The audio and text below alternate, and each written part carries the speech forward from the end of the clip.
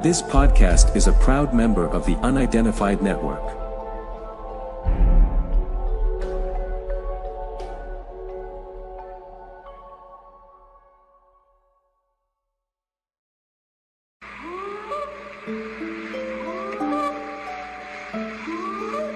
Police in Las Vegas found themselves in the middle of a UFO mystery last month after To us, big eyes. They have big eyes. 911, what are you reporting? We got someone or something crawling around out here. Did you see what it was? Was it a person or an animal or?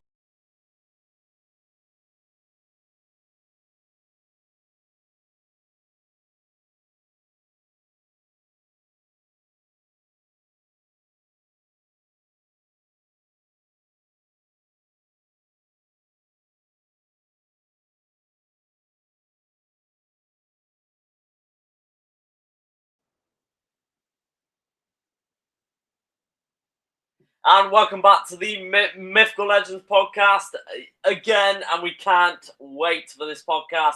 Today we have some brilliant things lined up for you, including the fun fact of the week, including our second amazing co-host and a absolutely awesome guest on today. And then we have our podcast of the week at the end of the day. Joining me currently is our normal Mythical Legends co-host, Jill Roberts. How are you, Nam? I'm good. Thank you. Yeah? Can I just ask, sunglasses again? I mean, It's cool, isn't it? Are you perpetually hoping for summer, are you? Yeah, I'm dreaming for it.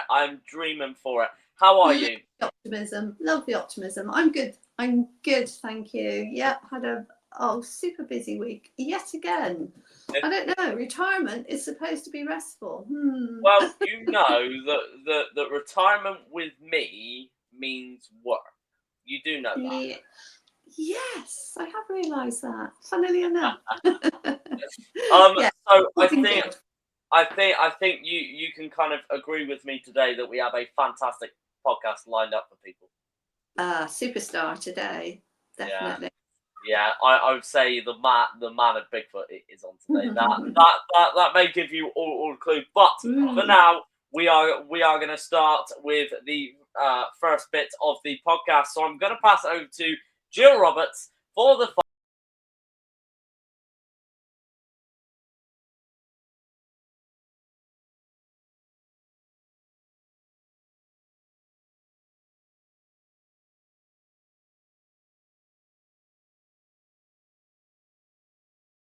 So today's fun fact from my good old Bigfoot research book.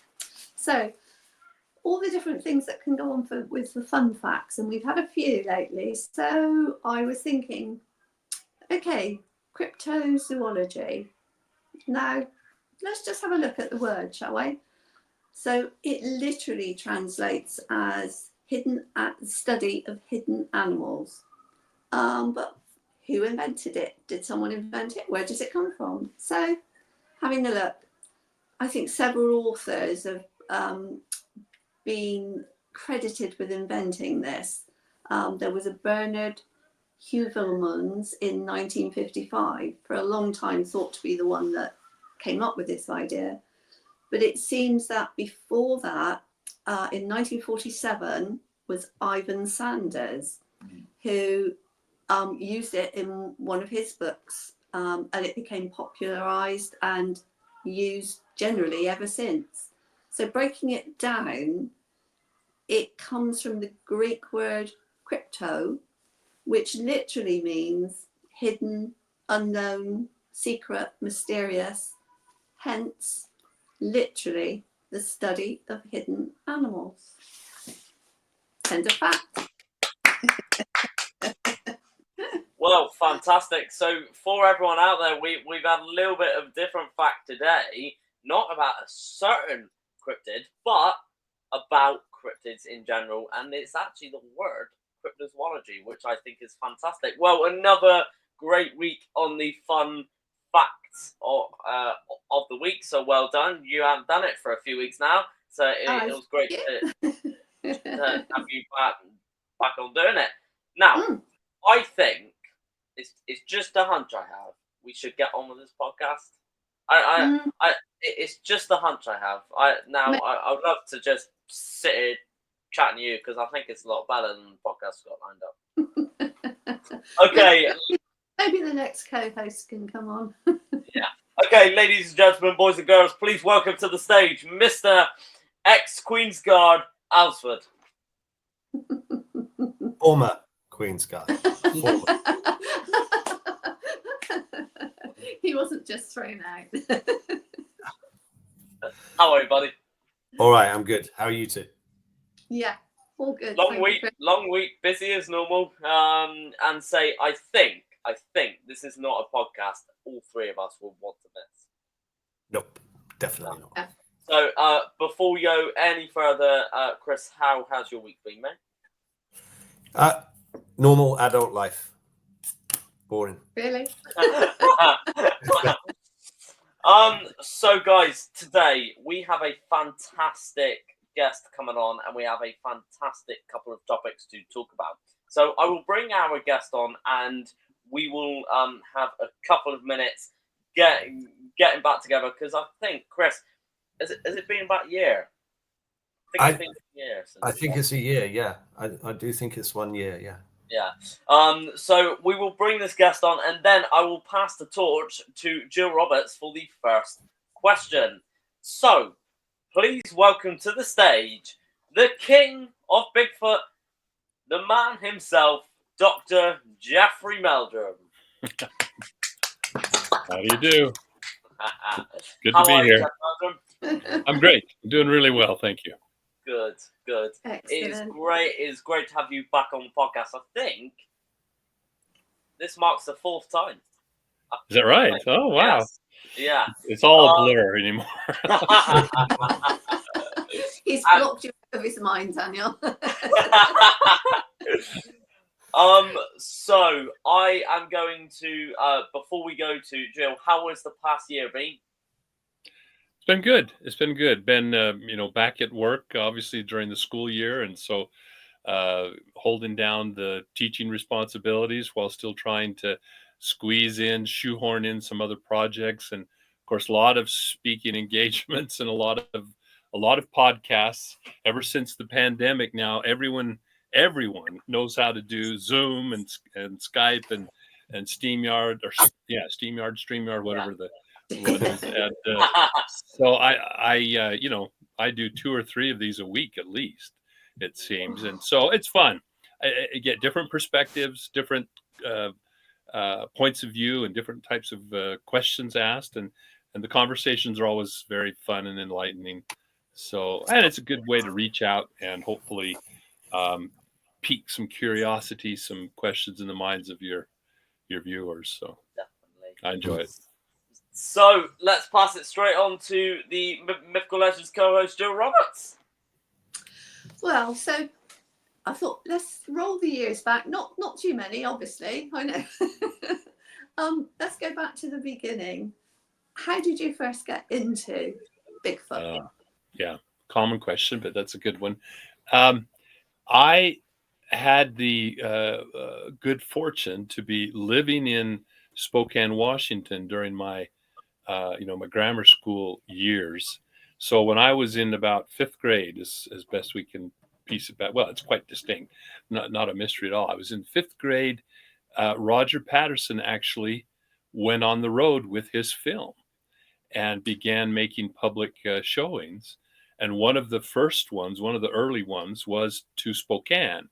He was there in Yakima in Washington State. And so it made sense to go up to that community there in Spokane, and there was a showing at the Spokane Coliseum. The advertisements had hit the papers, and kids had heard about this. There was also one of his articles had been an article that featured him, and the film had been picked up in Reader's Digest, which then, of course, was a very popular magazine at that time, and so had quite a wide distribution. And some of the kids had seen that as well. So, but it was my first, those conversations, that constituted my first exposure to the the word Bigfoot and the notion of a big giant ape. Of course, I was really fascinated because at that age already I was steeped in everything natural history, and whether it was insect collections or I had my menagerie in the bedroom with all sorts of aquaria and terrariums and wayward animals that found their way into our household. And but the notion of prehistoric life, human evolution, dinosaurs, cavemen, and of course primates. This was right about the time. So this was 1969. So it was just kind of right before the real heyday of Jane Goodall and Diane Fossey and their exploits. But nevertheless, there was a lot of interest in the relationship, the affinity to the great apes. So here was something that embodied all of that in one thing. So I was obviously very intrigued. I ran home, I remember, from school to find the paper, and there was the advertisement. I have a copy of it actually up on my wall because that was such a significant turning point. Anyway, to make a long story short, that was that first viewing of the Patterson-Gimlin film and the documentary showcasing it, and of course to see Roger come out on the stage. My dad and myself, my younger brother, were right there, third row, middle section, with ideal view of all of this. So that was the beginning. That interest waxed and waned over the years, but it was always there. It was always in the background. I mean, I was the type, like my brother, we were, would become obsessive with a hobby, with an interest. And with my brother, it was more athletics or aviation. He could see a contrail in the air and tell you the make and model of the plane leaving it and its airspeed and et cetera, et cetera. Whereas I was very into zoology. So I had, knew all of the phylogeny and all of the classification schemes and characteristics that defined the various taxa, the phyla and the so forth. And so poured myself into the subject of Bigfoot. So I started, now realize, we'll date ourselves here, this was pre-internet. So to get information was very different. You had to go and to the library and look for books in the stacks, or you could, sometimes the library would have a filing cabinet or two with clippings files that would have where they would collate newspaper clippings, magazine articles, press releases and so forth, topically. And it happened that there was one on. Usually you had to look under the Abominable Snowman or Yeti. Still, that was from the 50s. Preceded by more than a decade or so or two. Became the focal point of interest. But so I would this is also kind of funny. Copy machines were rare at that time. So you couldn't just take the book and copy the pages, and stick them in a binder or something. So I would actually go home, here I am, and we had our old fashioned typewriter, this very antiquated typewriter. And I would sit and with two fingers type and transcribe sometimes lengthy passages from these books, or if I got tired or frustrated typing, I had my little cassette recorder and would actually dictate the reading of these articles or stories. Or the other thing was when if a Bigfoot movie, then as public interest in Sasquatch, Bigfoot became more elevated, more widespread, then there were more movies like The Legend of Boggy Creek or The Creature from the Black Lake. There was a couple of the shows with Peter Graves, Mysterious Monsters. When those would come around to the drive-in theaters, then you could go and just take your little microphone from your cassette recorder and record the soundtrack from the speaker hanging on the window of the car. Some of you will know what I'm talking about. Some won't have a clue.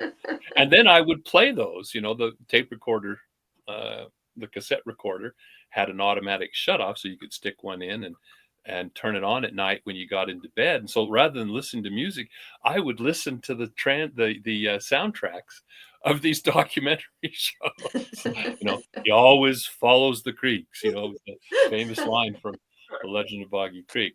So I was really immersed in it at that time, very very caught up. But then, that's the life of 11, 12, 13-year-old. But then other things start taking on more significance and interest, and but it was always rattling around back there. And so, as you can see, I ended up in a career eventually after exploring many different side roads and so forth. But I ended up in a career that capitalized on that attention to things like paleoanthropology, human evolution, and primate studies, comparative anatomy of primates and comparative behavior, behavioral ecology, and so on.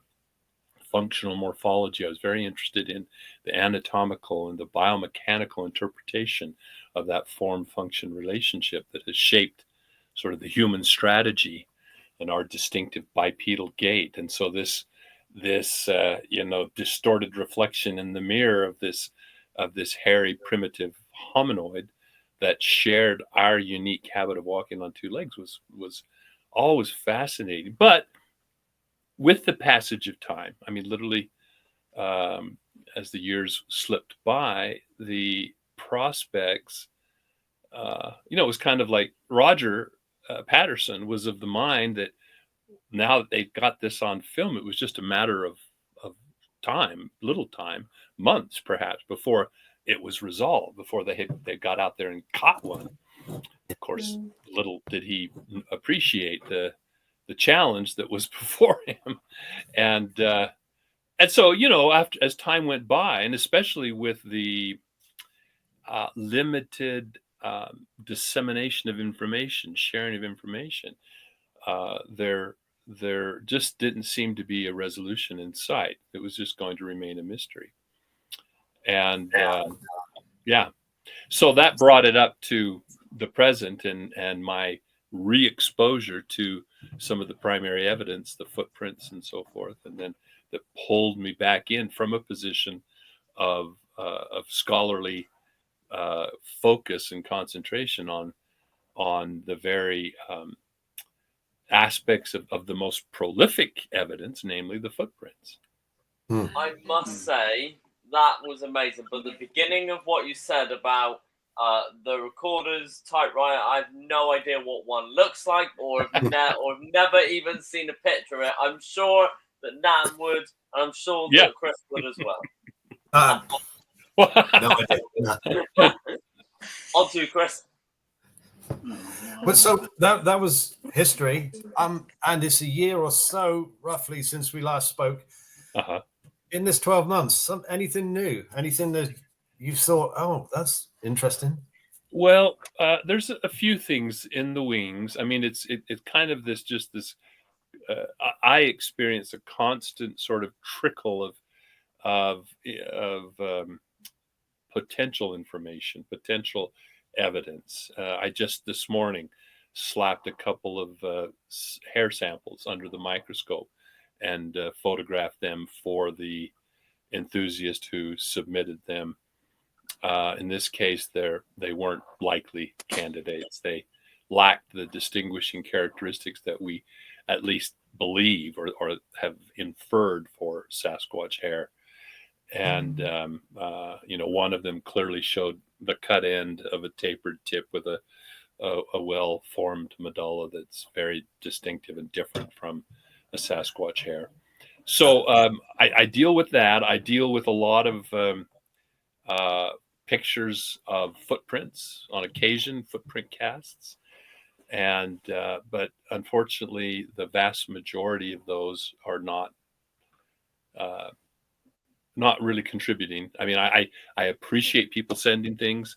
It's time well spent, because it eventually, and every now and again, there's a burst of wind in my sails when there's an exciting footprint or an exciting piece of evidence. but it's basically been more of the same.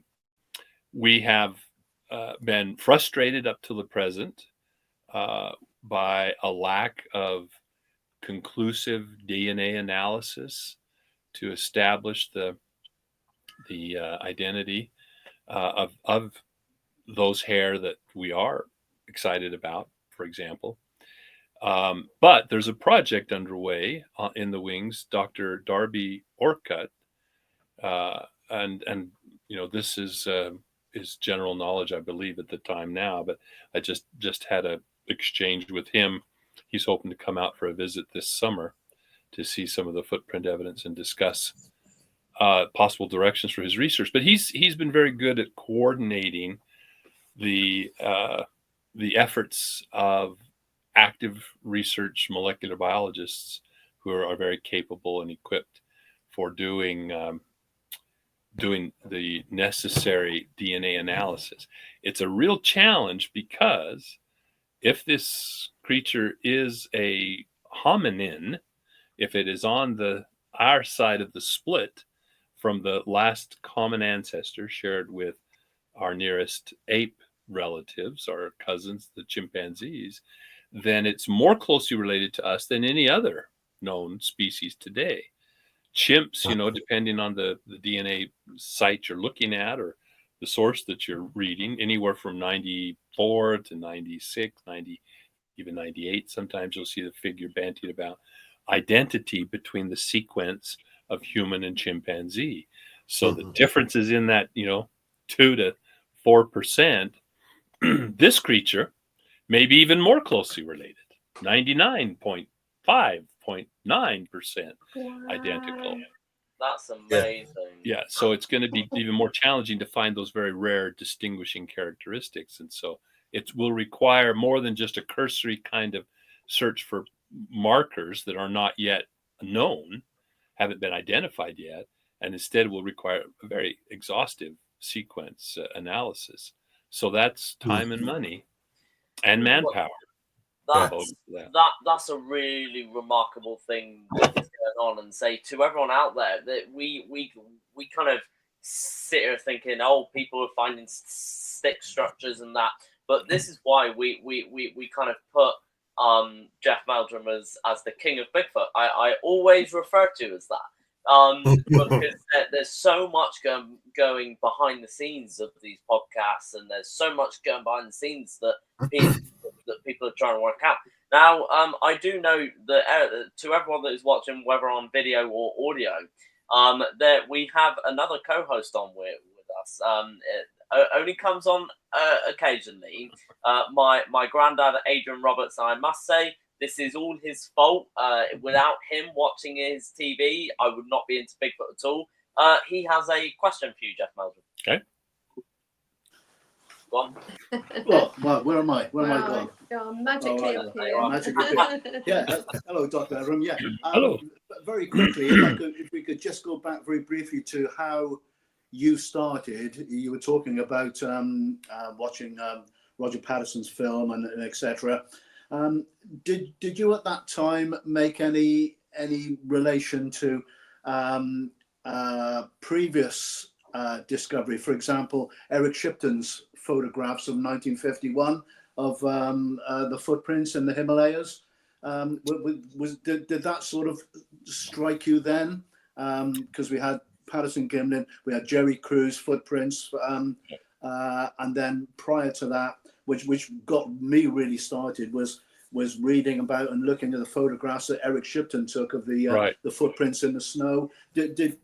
Was that sort of any interest to you? It didn't. Of course, I was a youngster at that time, and so, and especially when the Shipton Ward photographs were published, that expedition, I was in diapers probably, so it certainly didn't have the immediate direct impact that.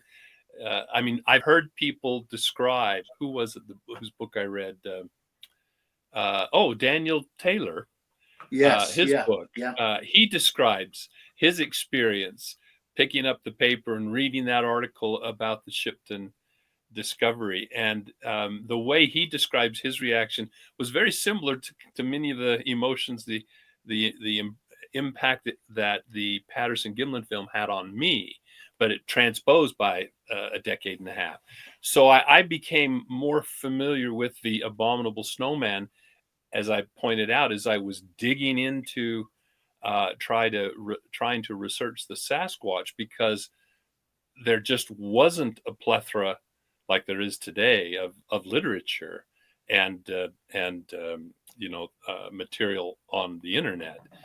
And so as I was exploring this notion of a giant hairy ape, of course, the stories of the abominable snowman, the Yeti, and even Roger, prior to the film, when he wrote his book, he capitalized on that fascination with the abominable snowman. The title of his book was "Do Abominable Snowmen of America Really Exist?"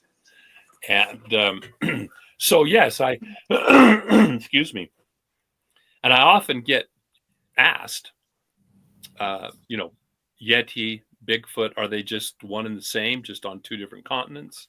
And no, they're very, very different, if in fact the Yeti exists. And I must say that there is just paltry evidence by comparison to the Sasquatch for the Yeti, even though there are reports of many footprint finds and eyewitness accounts to fill up tables, in various publications. When you really start digging, there are only a handful of potential footprints. The Shipton has always been sort of that iconic image, but unfortunately, if indeed it's bona fide, in my opinion, it represents a pathology. It represents a deformity, which has been given undue significance in various analysis. That excessively long second toe and kind of curled big toe with the little diminutive fourth, fifth, and third, fourth, and fifth digits.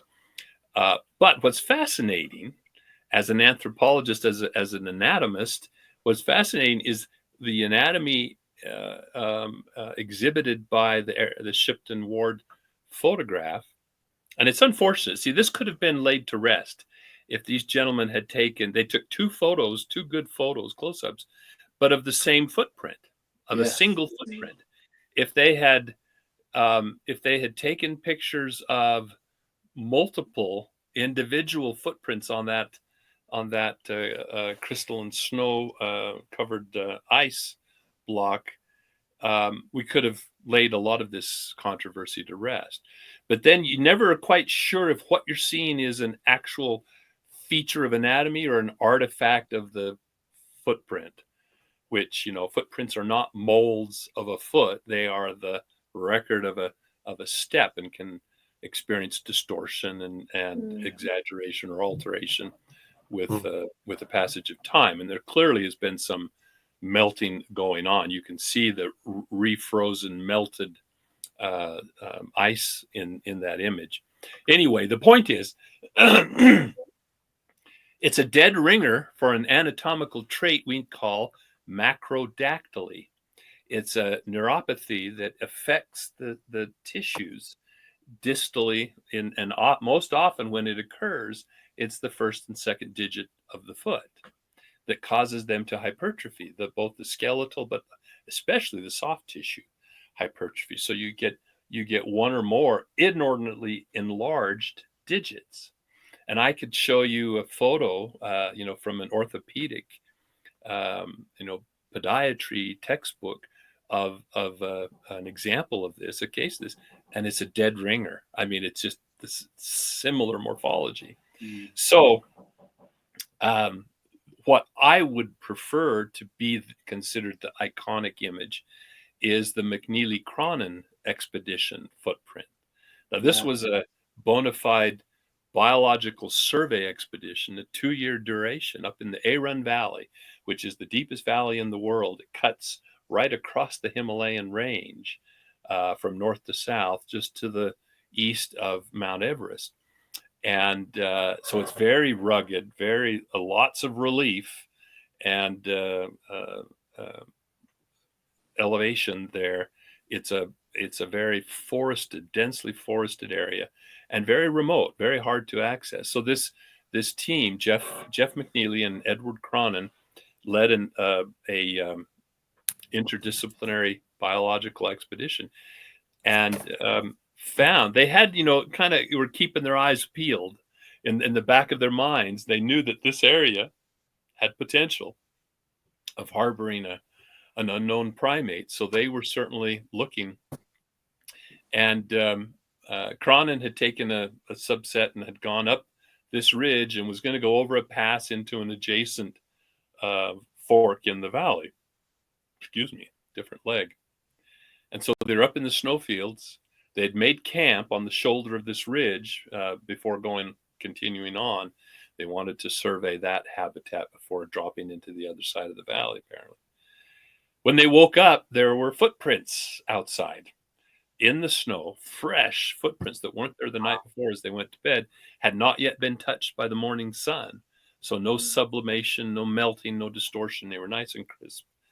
And as they ascertained, something had walked bipedally up the ridge side and through 3 feet deep snow, never touching with its hands, bipedally, had come onto the ridge, had apparently spied these brightly colored tents, had made a detour and meandered in amongst the tents to investigate, and then returned to its path, and over it went. And they tracked it for a mile or two before losing the trail in the rhododendron thickets on the other side of the pass.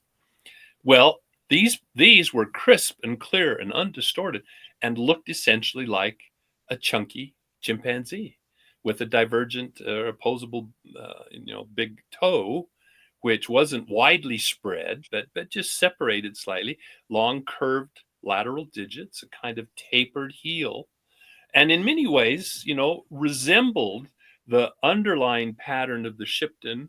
And I draw attention to this in Sasquatch Legend Meets Science 1, with tracings of these compared with great apes.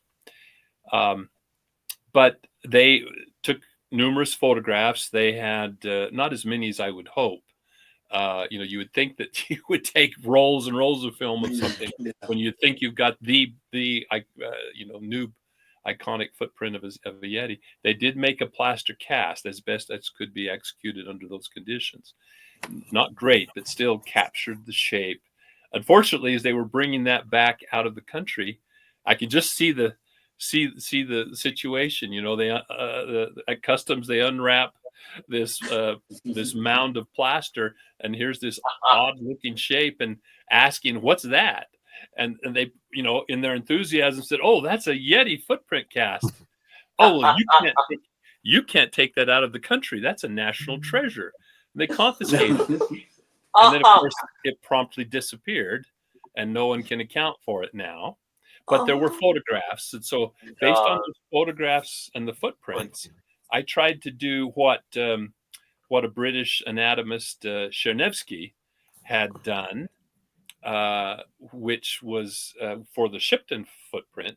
He tried to create, sort of reverse engineer a model of the foot, and then experimentally he would stamp that in, try to recreate the lighting conditions, and see if the resulting print from his model approximated the photo of the Shipton footprint. And then he would make modifications and came up with a result, which is the model that you often see published, with this big broad foot, big rounded heel. I have some differing interpretations on that, but that's another story. But anyway, I did that same process for the McNeely Cronin foot, and that's where I've got in my lab a model of the foot, which I've 3D scanned and have a 3D representation that I can compare to other footprints. Now, what's really fascinating is there's one other, of all that you hear about, there's one other, which is there was another British, let's see, I'm trying to remember his title now. He was a correspondent or a journalist / naturalist, and wrote natural history books and articles. And he did an expedition, found these unusual footprints, snapped a few very clear photos, and they are essentially dead ringers for the McNeely-Cronin footprint as well, with a divergent big toe and long lateral digits. It's not a bear. It's certainly not a bear. If the interpretation is accurate, it looks very similar to, like I said, a kind of a chunky chimpanzee. So, Yeah. Gramps, does that answer your question? Yeah, that's it. I was just trying to get because probably where my interest started, because I was born in 1951.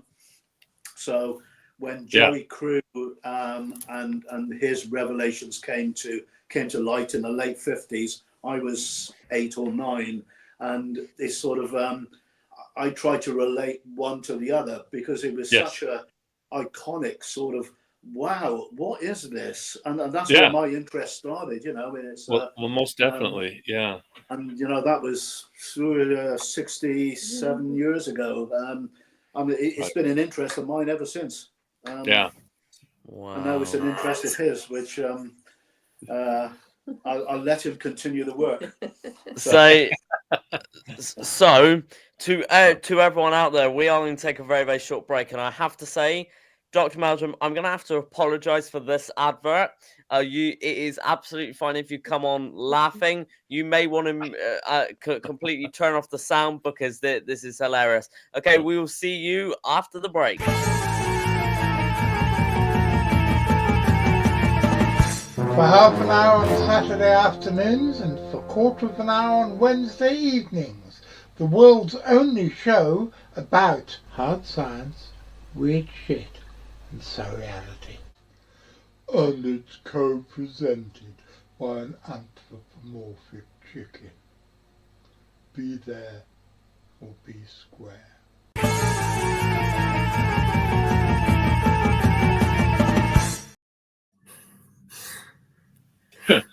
I know you might be familiar with Jonathan Downs. Yes. I've had the pleasure of meeting him personally, but seen some of his talks and so forth. Yeah.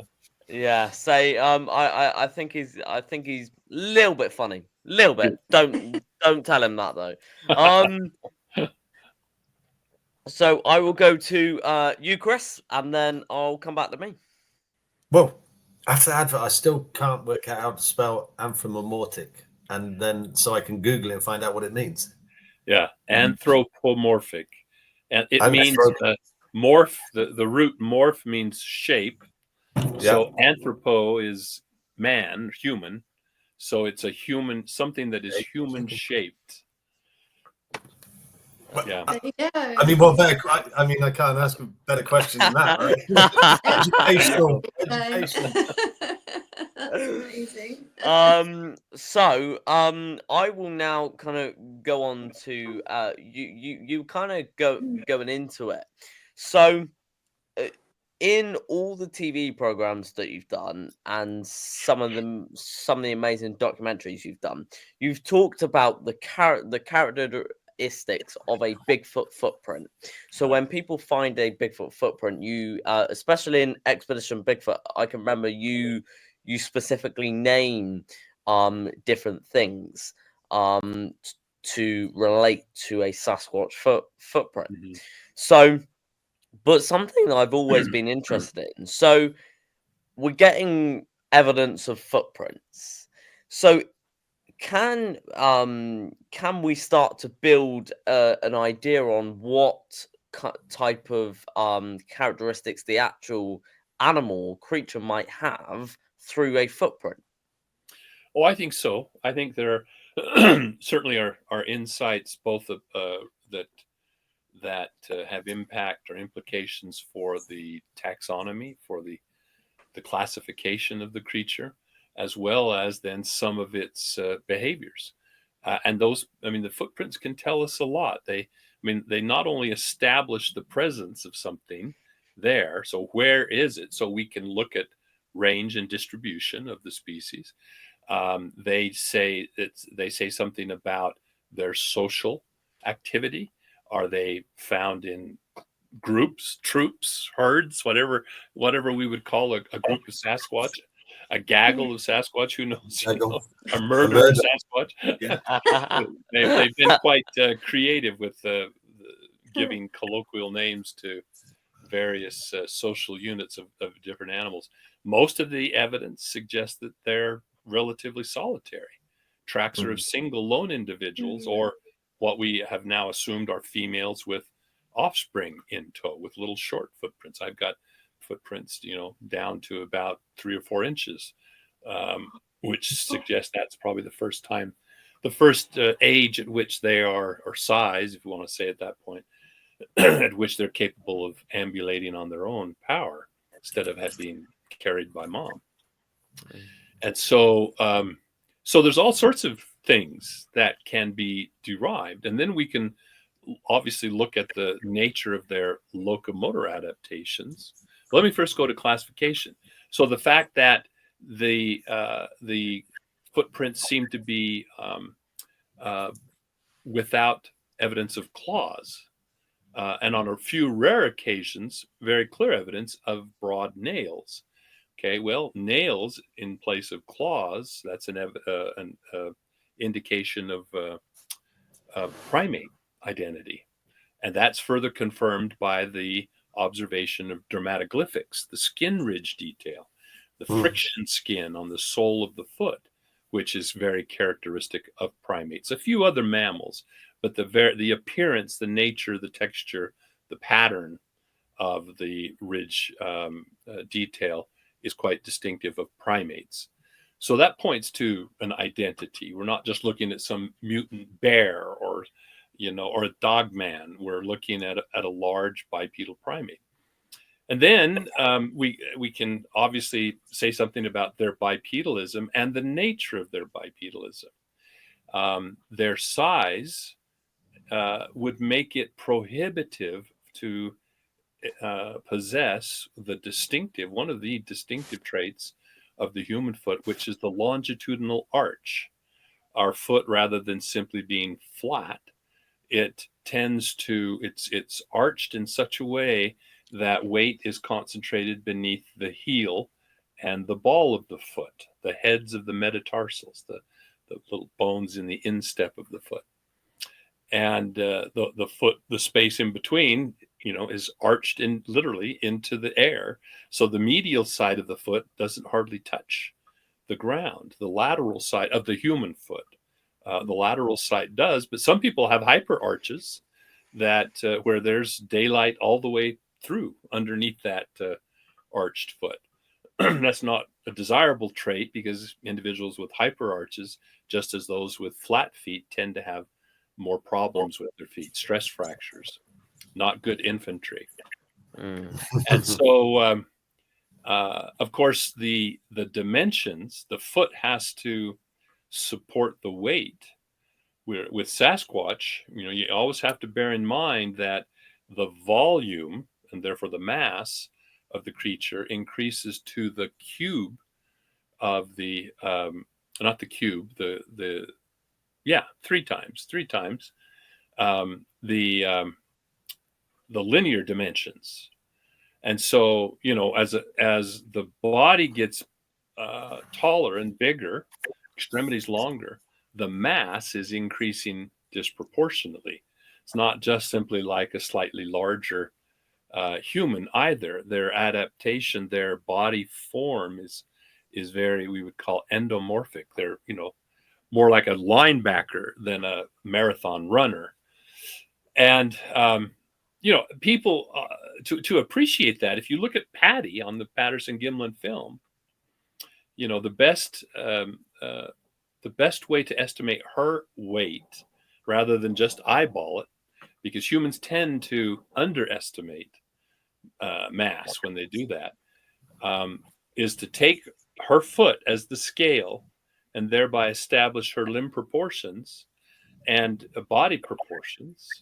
And once we've done that, we establish the absolute scale, we can then model her body kind of very simply, but in the ballpark, well in the infield, as a series of cylinders. So a cylinder for the leg, a cylinder for the thigh, for the torso, for the head, with some allowances for the deviation from that shape, and thereby establish the volume. With that number, we know the approximate density of composite tissue in a typical animal body, bone, muscle, fat, so forth, and at least bracket it quite confidently. Using that technique, Patty is in excess of 700 pounds. She comes in, I think, just under 7 foot, right about 7 foot, depending on whether she's stooping or standing upright, etc. But 700 pounds. A fully adult male with a foot that's closer to 16 and a half inches or 17 inches long, like some other examples, like the Jerry Crew foot that was mentioned. That measures a good 17 inches. That probably weighs 1,000 to 1,100 pounds. Oh, it's the size of it's the size of a moose. It weighs more than my first point is car. there are animals out there. There are a few brown bears that would rival that, but a moose is up there, a bull elk. So there are animals in that environment, in that habitat of that scale. And even that doesn't. I mean, I think the Bigfoot is a relic of the megafauna of the Pleistocene, of the Ice Ages. It's the primate representative of those species that in the northern latitudes attained excessive size in order to more efficiently utilize resources, to have thermal inertia, we call it, because their surface to mass ratio is reduced by their large size, and so it requires less metabolic energy in order to maintain core body temperature. It's a strategy of these animals, as well as their hair covering. So the woolly mammoth, the woolly rhinoceros, and then of course all the gigantic predators that took advantage of these meat butcher shops on hooves. So anyway, so if I could just a quick litany, then the things that a Sasquatch foot exhibits in order to accommodate that mass: a flat foot, more surface area in contact to distribute the weight rather than focusing on the heel and the ball; a wider foot for its length. Okay, a more flexible foot, because never having evolved the arch, it has retained some of the flexibility of the midfoot, which is a tremendous advantage for a terrestrial animal going up, as you discovered in the Olympic Peninsula, going up steep inclines and over irregular surfaces. And they have that allows them also to retain longer digits, so their toes are longer by about 20% on average. And they have a tremendous range of mobility that gives them more potential for prehension and grasping. The ability to diverge those toes. Humans actually have that, but it's latent. It's been suppressed by a lifetime of confinement in shoes. But if you look at populations that have never worn shoes, they have very healthy arches, but they also have very dexterous digits that allow them to navigate through the irregular terrain without the advantage of flat floors and pavement and so forth. Wow. And say it's really intriguing just hearing about the difference between humans and Bigfoot. So that's really, really interesting. So, Chris, I will chuck this to you, mate. First time I've heard it called thermal inertia, about megafauna and being in the northern hemisphere, and I absolutely love that. So that's why I've been writing it down. And the fact that we had in this country woolly mammoths, woolly rhinos, cave bears, hyenas, everything that you were listing, we had them all here in this country too. So there's one question that that kind of wraps everything that we've mentioned in like one nice ball is, so you have all the evidence from Patterson Gimlin film to Jerry Crew to that kind of stuff. So in a list, could you give us, like, in your opinion, the most significant pieces of evidence way back from the Patterson Gimlin film until now? Yeah, right. Well, sure. By far the most compelling evidence for me personally, but I think for anyone who objectively, dives into this question is the footprint evidence. It's by far the most numerous. We have something tangible, whether it's a photograph of a footprint itself or a cast that creates a replica of that impression. Again, realizing it's a cast of a footprint, not the cast of a foot, a model of a foot. And that's important to bear in mind. But nevertheless, in many instances, they're nearly the equivalent of one another, but they can have distortions and exaggerations of features through that dynamic process. In my case, I think it sometimes is frustrating for me because of my background. I can appreciate the significance of some of the things that I've described more so than just your lay audience. And so one of my challenges, one of my goals, is to try to convey that in a way that can be grasped, that can be understandable. Because boy, I mean, once you look at the totality, the composite body of data, we're not just talking about a few spurious examples, but we're talking about cast after cast, and we're talking about a distinctive and appropriately differentiated model of a foot of a gigantic biped that has been consistently portrayed, or let's not play into the hoaxers, has been consistently documented over more than half a century, in such a way, and beginning, and you talk about going back to the earliest, beginning at a time when the biomechanical understanding of those adaptations and their role, their position in the fossil record of hominin evolution were not understood by the discipline in general. It was not conventional wisdom. So when I started talking about midfoot flexibility, about the mid-tarsal break and its implications for early bipedalism, people were like, what are you talking about? I mean, once they were on 2 feet, then they were walking like little humans. They had footprints. They would point to the Laetoli hominin tracks from East Africa from 3.5 million years ago, and they'd say, look at that. It looks just like a little human footprint. No, it doesn't, because a lot of my colleagues had not looked at enough little human footprints, even though they'd gone out into the field, with the discovery of the Laetoli tracks, with the recognition of them and their significance.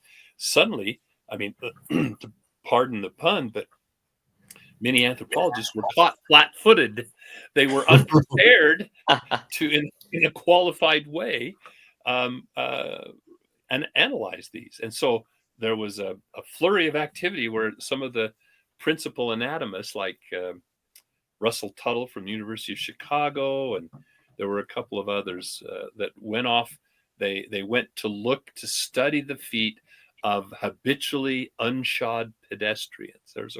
There's a title for you. Native peoples who never wore shoes, because that was the better comparison than to get these, Western European colonizers, if you will. I hate to use that word, but if in America, looking at just your average Joe on the street pulling his shoes and socks off and walking on a pressure mat or something. I mean, obviously the feet are not selected. They're not good comparisons to conditions of a a bipedal hominin that's never worn shoes. Anyway, but in spite of that, there's too many times when, if people put a caliper on it, they think that's doing science, just measurements, but they don't look and see and observe the anatomy, the whole picture. Things that, I often say, I can bring an apple and an orange here, put a caliper on it and measure the breadth to height ratio. And boy, they're really similar, but you're comparing apples to oranges. They're really different. Yeah. They're really different. So anyway, I try to point out all these differences in the Laetoli tracks, even examples of the mid-tarsal pressure ridge. And there was lots of resistance for decades, a couple of decades before. Now it's pretty much conventional wisdom that our earliest bipedal hominin ancestors walked on flat, flexible feet, essentially the model of the Sasquatch foot, except in smaller scale. They didn't have the tremendous weight constraints that Sasquatch has adapted to. And so they had little narrow heels and they had long toes. And in fact, in the Laetoli tracks, there are instances, I'm quite confident, where they were walking like a chimp sometimes does, with their lateral toes curled up. And sometimes there's a sizable gap between the big toe and the second toe, to the point that soft, squishy ash literally pushed up between the toes and then fell over. It got so tall, it was kind of like the Dairy Queen, Dairy Curlicue. So anyway, I circle back to your original question. The footprint evidence is by far and away, when it comes to the accounts, the narratives, the stories, and so forth. I like the fact that you draw attention to the early ones, the historical ones, because, as I pointed out in my own Odyssey, they originate from a time before the internet, before cable television, before the documentary plethora. And so, if average Joe citizen in Washington State back in the 1950s or even earlier had a sighting, he had no, it was like me at school when the kids first talked about this advertisement about Bigfoot. What's Bigfoot? And a lot of people, that's, they saw something weird in the woods. They had no label to attach to it even. Other than maybe a wild man or a gorilla or something. They didn't have a concept. And yet their descriptions, their experience, boom, boom, it's consistent, just like the footprints from those earliest examples are consistent over time. Now, the challenge, like I said, the challenge that I have on a weekly basis is to sift through. There are so many enthusiasts. They have plenty of material to kind of seed their imaginations, that they imagine, they embellish, they overinterpret. So anything that has toes, let alone having 5 toes, like a bear or a human, must be a Sasquatch. That's what they want to see. So that's what they see, because they want to see it. So a lot of the examples that I, there are, maybe slightly more nondescript, just indeterminate scuffs or scrapes or depressions that are interpreted as a footprint. Anything that has an oval shape to it, becomes in their minds a footprint. And on the other occasion, the misidentifications are typically bear or human. And it still amazes me no matter how many times I have this conversation, no matter how many times I put up on the screen at a talk a human and a Sasquatch foot, and I discriminate all the distinguishing characteristics. If we were finding 14-inch footprints that I would, on the basis of the characteristics, identify as human, you might give you pause. But when they're all 8 to 10 inches in length, and they have an arch, and they have a little toe that's turned on its side, and all the toes are compressed into the shape of a shoe, if it walks like a duck and quacks like a duck, it's a duck. And then the other one, we just had an example. Someone actually posted and then sent me for my asking specifically for my impressions. But the other misidentification that's very common is in winter in the snow, where you get a bounding animal and everything's bunched up, and it has this, and people have gotten far too enamored with this notion of tightrope walk, that Sasquatch walks placing one foot in front of the other. And that's way overstated, over applied. Yeah, there may be on occasion. I mean, you do it when you're carrying a heavy load. If you've got a heavy backpack, you tend to place your foot more directly under so you have less side to side sway. That takes up energy to brake and to recover back to the line of progression. And so if you walk, you'll notice it takes a lot of pressure off of your lesser glutes over your hips if you walk like a tightrope walker. And of course, when you're in the field, you often don't have a sprawling sidewalk or a hallway. You have a narrow trail. And so you're constrained. And people who spend a lot of time in the field, whether on trails or off trail, will tend to place their feet more directly in front. But it's not. But anyway, with the bounding animal, it leaves that impression. This one was great, though, because the person had followed and taken some video. And so they never really focused down. The snow was a bit powdery. And, so oftentimes you don't get real clear detail within the punch. But oftentimes if they don't provide that for you, that's a red flag. Yeah. Because more often than not, if you just go over and shoot straight down, you'll see all 4 hoof prints or paw prints clustered in there if they haven't been obliterated by powdery snow. But in this example, it was just beautiful because here's the bound, and abruptly it shifts from a single punch to a diagonal trotting gait of a 4-hoofed animal, a deer. Those are the deer bounding across the meadow, leaving in deep snow, about 2 feet deep, 2.5 feet deep. And then it got under the tree line. It stopped and just trotted off, and you could see all 4 individual footprints in a nice diagonal pattern. It's perfect. Oh wow!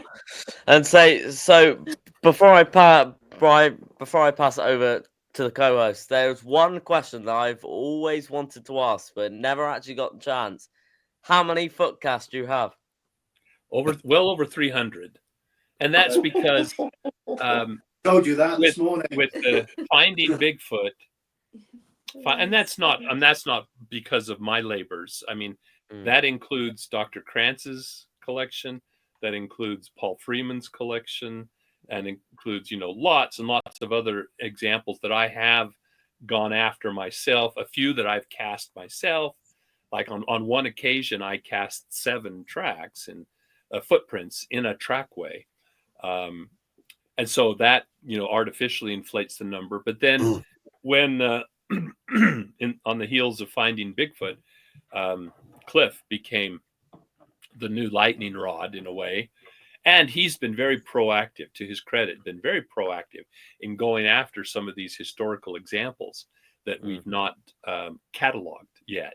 Yeah. And but because of his notoriety, people and the museum, which is a real magnet itself, because you've got a mortar and bricks facility to serve as an archive.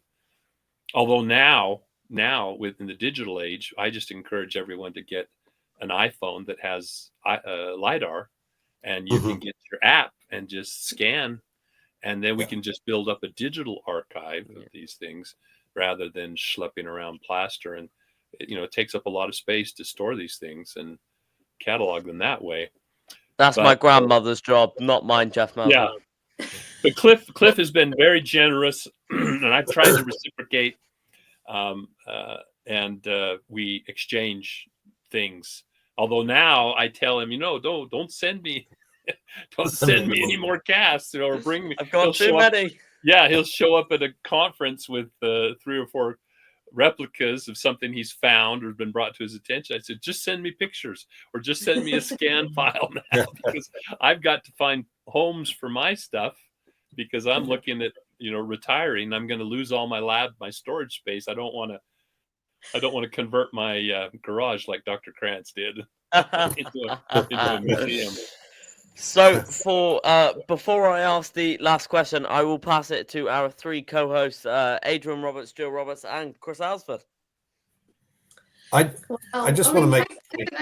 How can you follow that? That's amazing. Have you got another question? No, I've not got another question. No, I'm still trying to sort of gather it all together, and but it's always interesting to talk to you, Dr. Meldrum. Always interesting. Yeah. Fascinating. Yeah.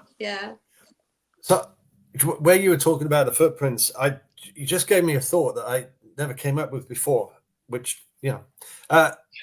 we often, somebody catches a glimpse of something moving through the forest and then they cast footprints. Sometimes they even catch it on camera. Right. And of course, every time you come up and say they found footprints, somebody screams hoaxer and this sort of thing. But to my knowledge, nobody's ever caught on camera somebody hoaxing Bigfoot footprints. So I'm thinking now, I'm going to call out now, I don't believe in the existence of the hoaxers. You've got no photographic evidence, no DNA, no hair. Yeah. Well, that's where you hope you can to impress the sort of reverse logic, and that is the product of hoaxed footprint indicates the existence of a hoaxer. Therefore, the legitimate footprints that stand up under scrutiny certainly convincingly indicate the existence of a track maker, a Sasquatch. And that is why you are doctor and I'm engineer, because you know how to put it eloquently. It's interesting that overt, intentional hoaxing is really kind of rare. I mean, you go back to the historical examples, and we've got these stories of Rant Mullins and we've got Ray Wallace, but their efforts are so transparently ridiculous, unconvincing. They're these crude, blockish looking things that don't convey an animation. The toes are just like Easter eggs. If they're even differentiated, Wallace would exaggerate. I mean, I think Wallace saw legitimate tracks that showed that split ball, which was the flexion crease across the sole pad of some individuals that have a pad that extends up far enough, just like we have a crease here that corresponds to our knuckles because our palm webbing goes up between the fingers a ways. So when you flex that, it throws up a crease. Well, Sasquatch feet, even human feet, if they had that mobility. Here's a story about my ex-wife's feet. She never liked me telling that story, but now she's my ex, so it doesn't matter. But she has, when you look at her foot, she had a very substantial sole pad that extended way up almost to that first joint of the toe, and it made her toes look really stubby, real short, peas in a pod. But she actually had very flexible toes, and in fact she had this habit when she would be sitting at a table or something, she could, and was barefoot, she could curl her toes right under her foot. Her foot looked like this fist. And I would laugh at it because I couldn't, my toes, I can barely go down, to almost maybe vertical, but curling clear under. Some of my boys, I have 6 boys, and most of them can do the same thing. They inherited her flexibility. So one evening we're sitting here watching a movie, and she's sitting on the couch and I'm on the floor. She has a foot over my shoulder, and I'm, doing my husbandly responsibility and giving her a nice foot rub. Well, I'm losing interest. Can't remember what we were watching, but it was, a chick flick or something that I wasn't that into. And so my mind's wandering. And where does it wander? Especially when I have a foot in my hands, thinking about Bigfoot. And I'm going, I wonder. And I took her foot because of this extreme flexibility, and I pushed her toes down, and boom, a crease right across the ball of her foot, just like some of these Sasquatch footprints. And then I thought, and I went back, and you look at your birth certificate and your inked baby footprint on the birth certificate, we're all born with a flexion crease across the ball of our foot. And it only disappears as we develop into a walking little critter with a ball of our foot that fills out with a connective tissue, forming a more substantial cushion there. And it usually fills out that crease. And we don't bend our feet that much this way. But one of my boys has hypermobile flat feet. He, very, very agile. He was a, very successful soccer player all through high school. He did have a stress fracture because of this, but he still, to this day, because of his hypermobile feet and toes, he has a crease across the ball of his foot.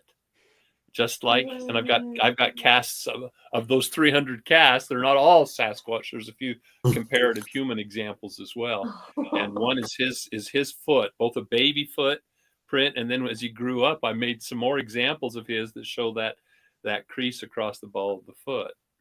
So that is anyway, fascinating. That is fascinating. I can't remember how we got onto that subject now, so I can't tie up. It's just funny. That was funny and fascinating. It is funny the suspicion that one of the most famous hoaxes was quite possibly using original Sasquatch footprints to create a hoax. Yes, yeah. I mean, that's the Wallace tracks. like, if you look at the typical Wallace carved foot, it has a signature, and that is Easter egg toes that are lined up as if on a straight edge. So no toe stems, no indication of toe stems whatsoever. And then this exaggerated medial bulge with a crease, which in the little feet just kind of goes right across the midfoot. In the big ones he had, they split the ball. But like I was saying, I'm pretty confident that he patterned that after the split ball feature, which was prevalent in several of the individuals down in Northern California. You don't see it in all Sasquatch tracks. In tracks where the individual, like humans, that have much less webbing between their toes, they frequently don't have that split flexion crease that was called a split ball feature. I mean, I'm quite confident what it is. Back, Jim McLaren, actually, I've got a diagram where he tried to figure out the mechanics of it. And Ivan Sanderson, in an unpublished illustration that I have, the original, he tried to account for the split ball. And they were both wrong. They didn't quite have an understanding. Sanderson got the proportions completely out of whack, and McLaren was closer, but just didn't have a really functional foot.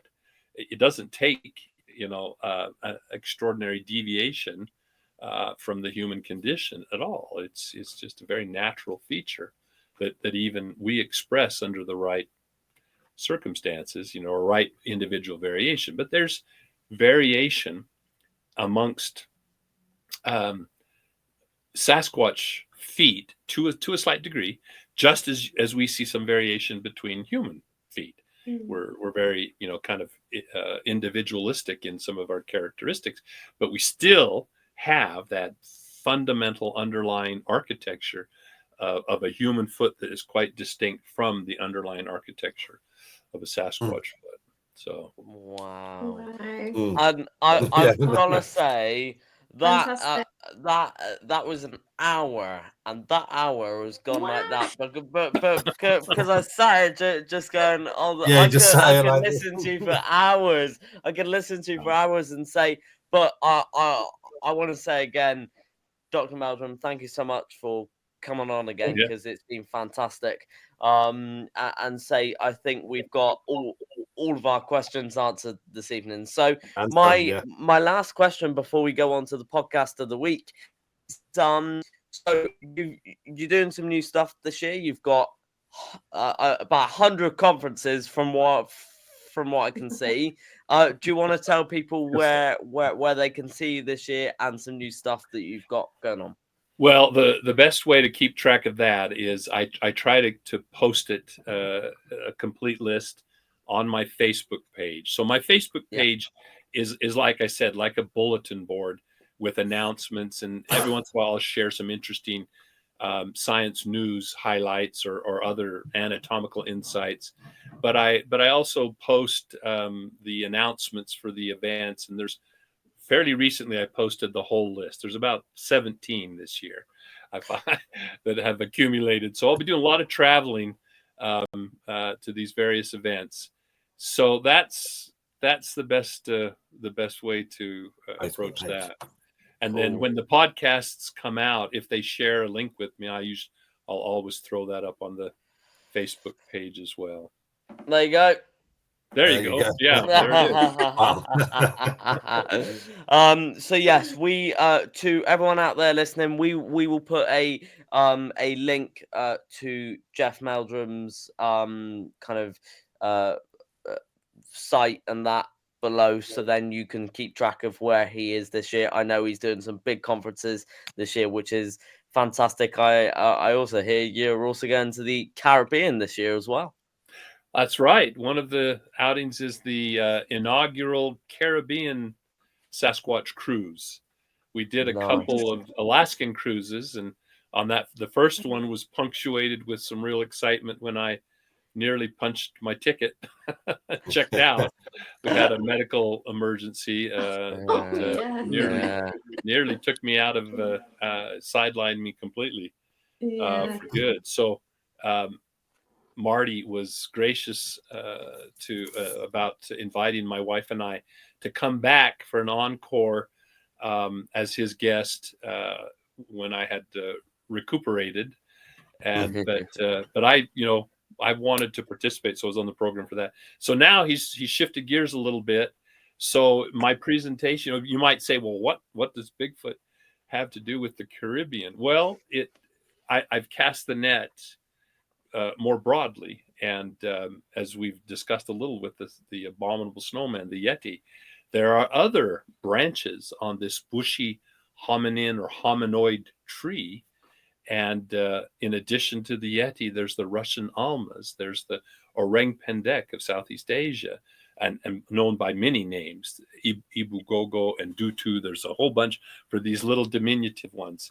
The almas are a possible relic Neanderthal or a Neanderthal-like. There's Denisovans and other possible candidates to represent a persistent lineage of much more human-like hominin.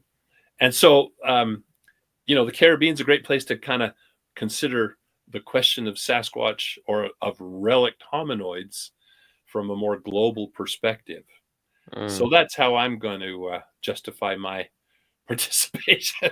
a lot of arm twisting to get you to go on a Caribbean cruise and speak about Sasquatch or relic hominoids. 36 centigrade and a rum and coke. Yeah. Break my heart. That's got nothing to do with the cocktails and the sunshine. That's right. Yeah. The more drinks, the more believable the whole thing becomes, right? So to everyone out there, this has been a fantastic podcast, and we will talk to Jeff Meldrum very, very soon, and we'll talk to him again in a minute. But let's get on with the podcast of the week. Thank you so much, Jeff Meldrum, and we will talk to you in a minute. But let's get on with the podcast of the week. Let's go.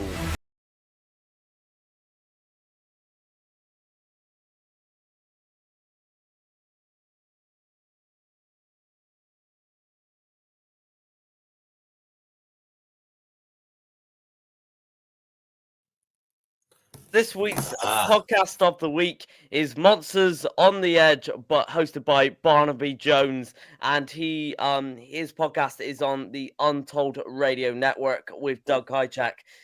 Now, guys, I've got to say, that was a fantastic podcast, and I'm watching Jeff Meldrum backstage as well now. That was fantastic. What do you guys think of that? You could listen to him for days. Yeah, literally. Just to say exactly the same words. You just get carried away, and you just want to let him talk because he's such an interesting guy, and it's just the experience he's got. You could just listen to him and just let him let him loose and let him go, and just. Which is pretty much what we do, because some of our guests we have to we ask lots and lots of questions, and there is no need there because he's the teacher. He provides He is you the king of Bigfoot. I told with you, all the info. king Yeah. of Bigfoot. Chris, Ultimate. is there anything else you'd like to say before we go and talk to Jeff Meldrum again? No. No. Still in loads of notes like a school. So to everyone out there, if you have enjoyed this podcast, Jeff Meldrum has many documentaries and websites online. So if you search his name up, I am sure everything else will come up. As he said, he's also on Facebook with his with all of his conferences going on this year. I know he's doing an awful lot, so he's a very busy man. And if you have loved this podcast, we also have other podcasts with Jeff Meldrum. One of our very first ones, audio only, is still available on Spotify. It's part 1 and part 2, hosted by myself and the Mythical Legends co-host Adrian Roberts. And going back to then, we had such a great chat with him, didn't we, Gramps? We did. Back when we did part 1 and 2, and then we have last year's announcement with myself and Chris, and it was great to talk to Jeff Meldrum then. So if you'd like to listen to more of the Mythical Legends podcast, we're also streaming on Spotify, Amazon, and lots more. So Chris, do you want to say the words, or do you want me to? That's your catchphrase, bro. Okay. This leaves me for my last words of the podcast. Keep searching, stay mythical, and most importantly, guys, stay safe out there. Thank you and good night.